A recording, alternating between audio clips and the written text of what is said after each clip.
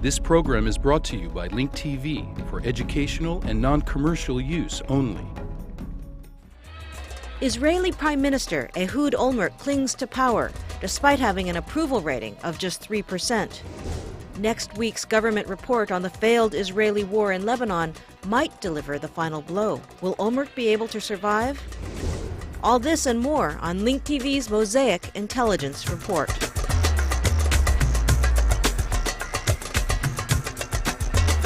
Chutzpah has its limits. You cannot lead an entire nation to war promising victory, produce humiliating defeats, and remain in power. This is what Israeli columnist Ari Shavit wrote in Haaretz shortly after the war in Lebanon had ended in August 2006. Israeli Prime Minister Ehud Olmert remains in power despite all of the scandals that surround him. This past Wednesday, the Israeli State Comptroller released a report accusing the beleaguered Prime Minister of improperly helping an associate during his term as Minister of Trade and Industry. This comes just a few days before the release of a report by a government-commissioned panel that's expected to criticize Olmert's handling of the 34-day war against Hezbollah, prompting many Israeli analysts to speculate that the Prime Minister wouldn't survive the political fallout. The report is expected to be very critical of him, Defense Minister Amir Peretz, and the wartime Army Chief of Staff Dan Halutz, who has already resigned. Will Olmert resign as well? The answer is no. I have no intention, and I'm not asking, to share this responsibility with anyone whatsoever. Olmert is already in a political muddle, and things cannot possibly get worse for him. In a recent poll by a local television station, he had a favorable rating of 3%.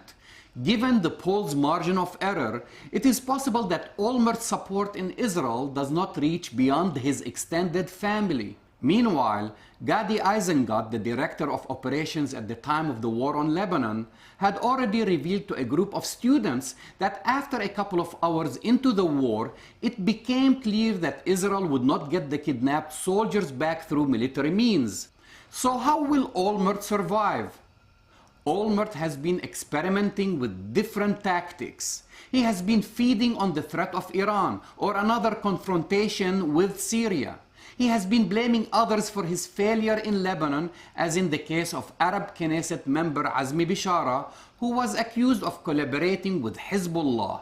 And recently, he has threatened to launch a major ground offensive on Gaza. But the Israeli Prime Minister understands that none of these options will likely change his fortunes. His popularity could only rise if he reached out to his leftist base and resumed peace talks with the Palestinian Authority or the Syrian government. Meanwhile, Israelis are split whether their nation will last a century. According to a Yeduot Ahranot poll, 47% of Israelis say that they are concerned that in 2048 there will be no Israel. 53% said they had no such fear. In another poll published in Ma'ariv, 1 in 4 Israelis considered moving abroad over the past year.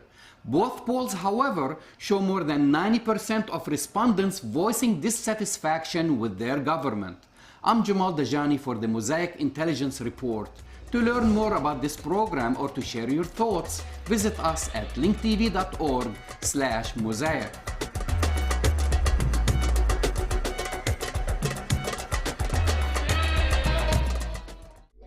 This program was brought to you by Link TV for educational and non-commercial use only. Link TV is the only U.S. television network devoted to global and national news, with uncompromising documentaries and diverse cultural programs which connect you to the world.